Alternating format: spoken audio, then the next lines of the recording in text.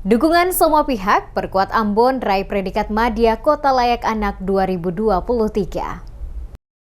Perubahan sejumlah regulasi dan peran serta semua pihak menjadi salah satu kunci sukses pemerintah Kota Ambon dalam meraih predikat Madya sebagai Kota Layak Anak atau KLA tahun 2023 setelah sebelumnya memperoleh predikat Pratama. Demikian disampaikan penjabat Wali Kota Ambon Baduin Watimena usai memaparkan evaluasi capaian Kota Layak Anak pada kegiatan verifikasi lapangan secara hybrid bersama tim dari Kementerian Pemberdayaan Perempuan dan Perlindungan Anak atau KPPPA pada Rabu 7 Juni 2023 di ruang Flisingan Balai Kota Ambon. Kepada sejumlah wartawan, penjabat Wali Kota Ambon Baduin Watimena menjelaskan bahwa pemerintah Kota Ambon telah melakukan berbagai upaya, termasuk penataan kelembagaan dan regulasi guna menjawab seluruh indikator dalam 5 klaster yang ada. Watimena mengakui bahwa masih terdapat beberapa kekurangan yang perlu dibenahi, terutama dalam hal mendokumentasikan dan melaporkan secara detail seluruh kegiatan yang telah dilaksanakan dengan baik. Para kepala OPD juga diingatkan untuk tidak sepenuhnya menyerahkan tanggung jawab pengisian pelaporan kepada para admin. Diperlukan penjelasan secara terperinci mengenai hal-hal yang mungkin terlewatkan untuk dimasukkan dalam pelaporan. Selain itu, pemerintah Kota Ambon juga perlu membangun sinergi dan kerjasama dengan semua pihak, termasuk para akademisi dan lembaga swadaya masyarakat atau LSM, yang memiliki keinginan bersama dalam memperjuangkan hak anak. Penyediaan ruang publik yang memadai untuk tempat belajar dan bermain bagi anak-anak juga menjadi salah satu tantangan berat yang dihadapi oleh pemerintah Kota Ambon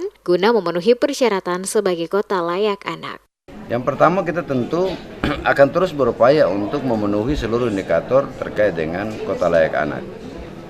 Yang kedua, yang kita lakukan adalah memperbaiki, ya ada beberapa regulasi, aturan yang mesti kita sesuaikan dengan perubahan regulasi di tingkat yang lebih tinggi. Jadi mesti dilakukan sinkronisasi terhadap aturan yang berlaku. Dan yang ketiga, kerja seperti ini tidak bisa kerja pemerintah kota sendiri. Kita mesti membangun sinergitas dengan seluruh elemen yang lain, dari dunia akademisi, kemudian dari lembaga-lembaga swadaya masyarakat, LSM ya, kemudian juga pokoknya semua yang peduli, merasa peduli dan terpanggil untuk memperjuangkan pemenuhan hak-hak anak di kota ini yang mesti kita kerjasamakan. Seperti diketahui, beberapa waktu lalu telah dilaksanakan proses input cluster pada aplikasi evaluasi verifikasi nasional yang bertujuan untuk melihat upaya yang dilakukan setiap kabupaten kota menuju Kota Layak Anak. Proses ini berlangsung hingga 23 Maret 2023. Pemerintah Kota Ambon berharap dengan upaya yang telah dilakukan dalam meraih predikat Madya atau setingkat lebih tinggi dari predikat awal yang dimiliki, yaitu Pratama, dengan jumlah skor sebesar 550.